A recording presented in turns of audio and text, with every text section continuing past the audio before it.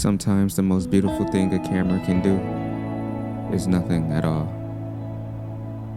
In a world that never stops moving, where everything is louder, faster, and constantly pulling you in, it takes a certain confidence to just hold still, just watching.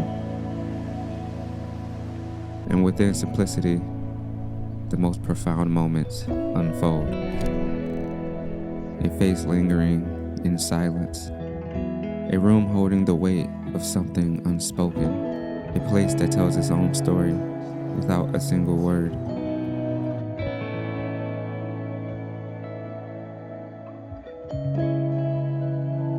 And honestly, it just feels nice, like staring out the window on a long drive, or letting a song play all the way through. No rush, no interruptions. Just a moment that's allowed to exist. And when you give something that time, you start to notice things. The way light settles into a place. The tension between two people who say nothing at all. And the beauty of something you might have looked right past.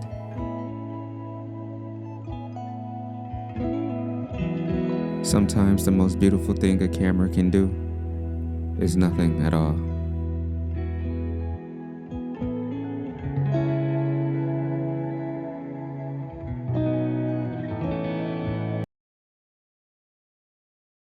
Alright, so hello, hi, how's everybody out there doing today?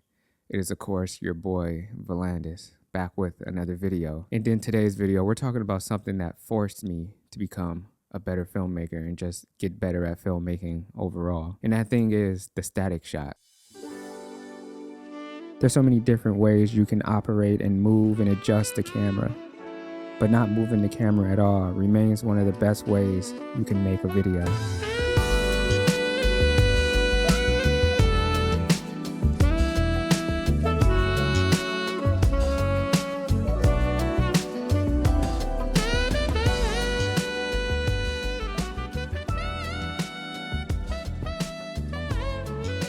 And I'm willing to say that in probably almost every single video ever, there's so many different shots and moving of the camera, but I bet and guarantee that all of those videos at least have at least one static shot in it. It's the king of shots, honestly, if you think about it. There's so many things you can do with the static shot to increase the quality of a video. It's great for showcasing products, it's great for transitions, and an amazing way to establish a scene. If you're doing something political, a quick little shot of an American flag flowing in the wind can help set that scene a little bit better. Or if you're filming a car, a quick detailed interior shot of the steering wheel or dashboard or something in that car that makes it unique can help tell that story a little bit better. What I love about static shots is it makes you look. It forces you to sit with a frame, see everything inside it, let the moment breathe. It's a level of patience that a lot of filmmakers don't have anymore. Like, you ever just sit in a moment for so long that it feels heavy? That's what a good static shot does. It traps you inside the frame with the character, with the space, with the feeling. Sometimes the best thing you can do is nothing at all. So I'm a photographer first. I started this YouTube channel doing photography. When I first started my creative journey when I was 19, I started off as a photographer, and I love photography. I see the world through photographs, and I've approached filmmaking in the same way that I approach photography. Because in my opinion, there's nothing better than an amazing static shot. Some of my favorite directors just utilize the static shot so well, and whenever I see it in movies and whenever I see it done right and just done so beautifully, it's something that it just takes over something within my brain. It hits the brain chemistry in the right way, and there's nothing better than a good static shot. But why are static shots great, and what will mastering them do for you? Well, you came to the right video because I'm here to tell you. This is basically my love letter to static shots because I love them more than anything. So first and foremost, the static shot lets the frame breathe.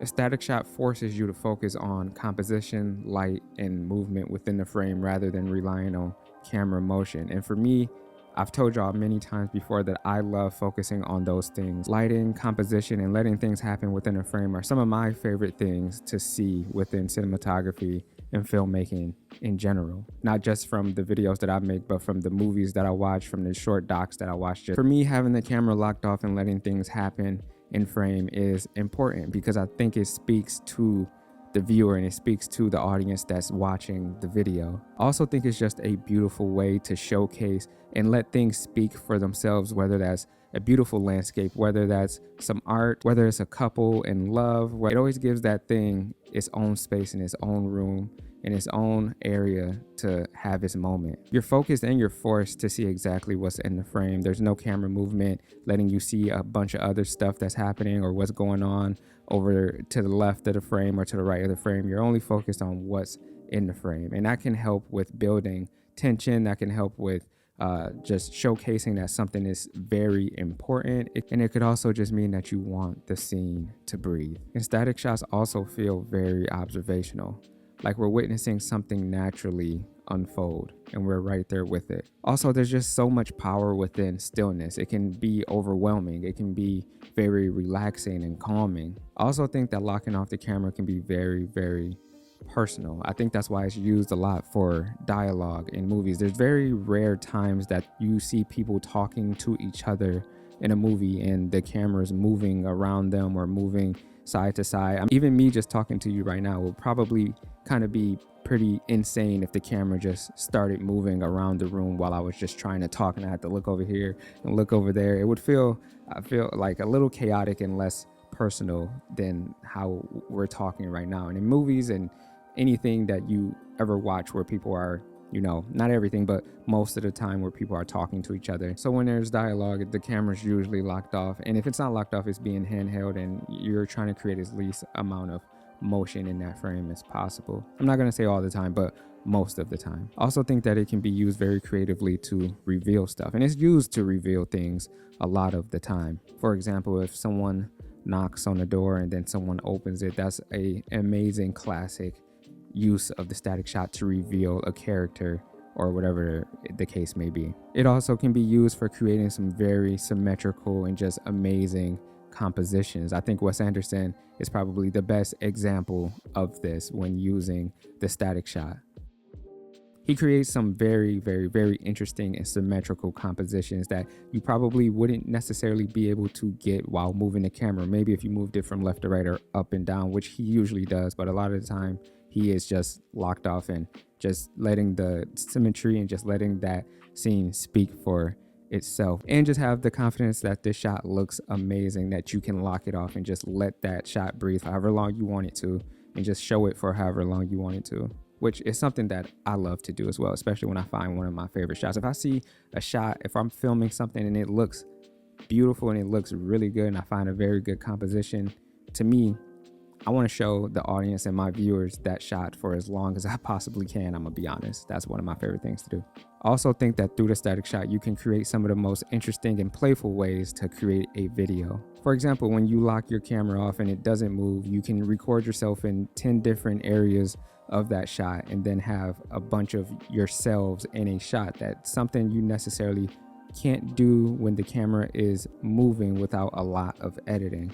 I also think it shows how much patience a filmmaker has, because if you lock your camera off and you film over a day or a couple days, or if you change your clothes, you can have a really cool effect to where the environment is changing, but that frame stays the same. Static shots have a way of grabbing our attention, which helps emphasize sound within static shots. Since you have nothing else to focus on except what's being shown, you also have no choice but to focus on what's being heard.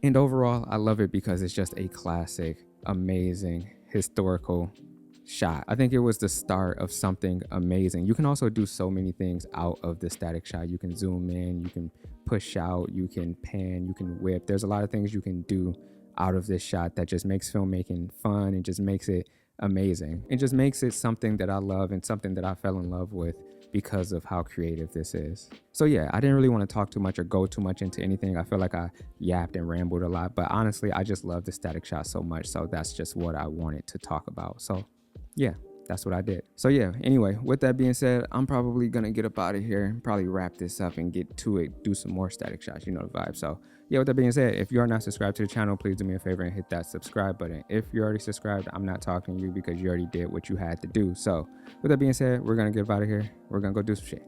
You know the vibes, man. Let's get it.